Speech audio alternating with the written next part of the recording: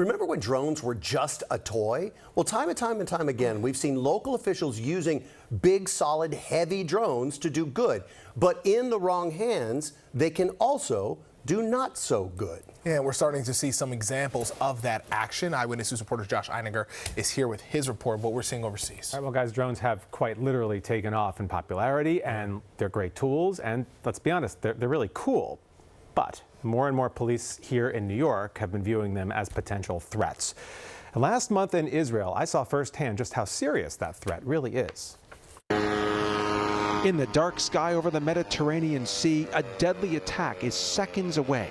An attack drone sailing across the beach and straight toward Israel's second largest city. Night turns to day as the drone's explosive payload rocks a residential neighborhood in the middle of Tel Aviv, where a surveillance camera captures the rest.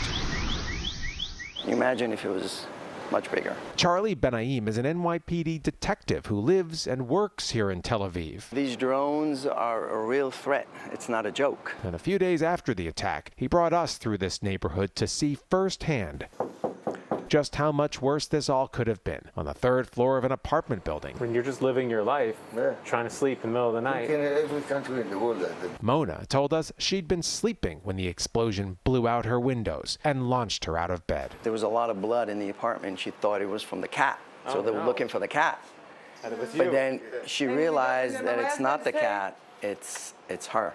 She's one of nearly a dozen people wounded by shrapnel that night, and one of her neighbors died, all at the hands of Iran-backed Houthi rebels who launched the drone from Yemen. It flew 16 hours over Sudan, Egypt, and the Sinai Peninsula before entering Israeli airspace, where once over the sea, undetected by any air defense system, it made a sharp right turn straight into Tel Aviv.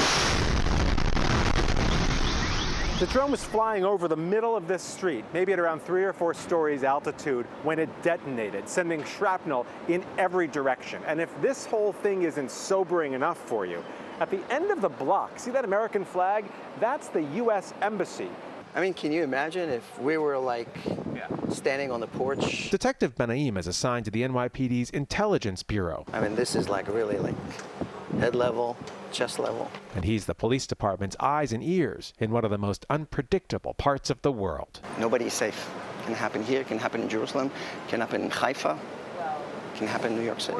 It's a message heard loud and clear back in New York. There is absolutely a concern around drones being weaponized. Where NYPD Deputy Commissioner Rebecca Weiner has watched with growing alarm the rise in attack drones around the globe. She thinks it's unlikely New York would see a militarized drone like the one used by the Houthis against Tel Aviv. But a consumer device, something anyone could buy for just $50, well, that could cause real mayhem. New York cops do have drone detection technology, but only a traveling team of federal agents have the capability and the legal authority to take control of an inbound UAV and prevent an attack. A bill passing through the U.S. Senate would change that, but until then, local law enforcement has no way to act on its own. The hope would be that the capability wouldn't be responsive to some terrible incident happening. I hope that we would be able to do it in anticipation of and to prevent something from manifesting here. Lessons learned the hard way around the world, seen firsthand by a veteran cop on a mission to protect New Yorkers. So what is the message for law enforcement in New York? That drones are a threat, and we need to do everything within our power to learn how to deal with that threat.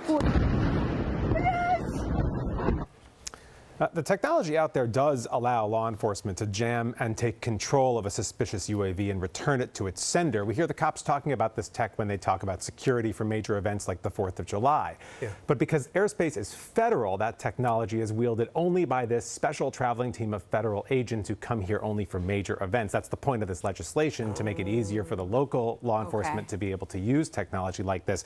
Because right now on a regular weekday, there's no way to defend against this stuff. Whoa. Yeah. Scary, One thing scary. that stood out to me was we just saw Israel defend itself using the Iron Dome. How does a drone that could cost $50 or $100 get through the Iron Dome and make an attack? Well, in this case, it was a militarized drone, Iranian-designed drone, and it was a large aircraft. And in this case, quite frankly, the Israelis say it was human error. Someone just missed it or saw it, didn't think it was a threat, and didn't push the button, and then it happened.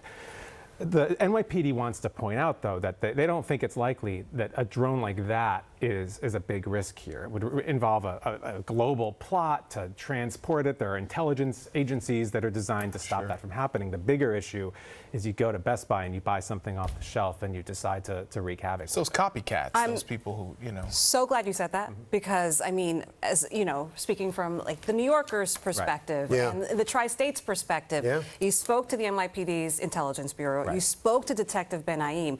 How does his body in Jerusalem protect us here in New York? It's a really interesting program, and that's in fact what we were trying to do. But this drone attack happened, and so it became a story about the drones in particular. The NYPD has 15 detectives in 15 cities around the world. It's they call it a liaison program. And the point is to just be on the ground and to understand what's happening and filter the information back to New York. Like, so the other day there was a terrorist attack in Tel Aviv. Some guy with a bomb detonated it.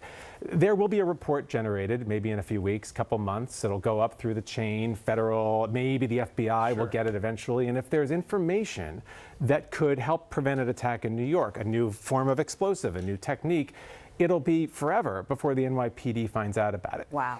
Charlie picks up the phone, calls a cop in Tel Aviv and says, what's going on? And then he calls One Police Plaza and tells them about it, and the NYPD has the information. It cuts the red tape. And I guess that's why we're the best of the best. I get that now. Making Well, you're going to be sense. exploring much of this tomorrow as well. Well, so. exactly. That whole story about this liaison program, that's part 2. Oh, good. So you're digging deeper. Yes, Great. exactly. We'll see you tomorrow. Thank you so much.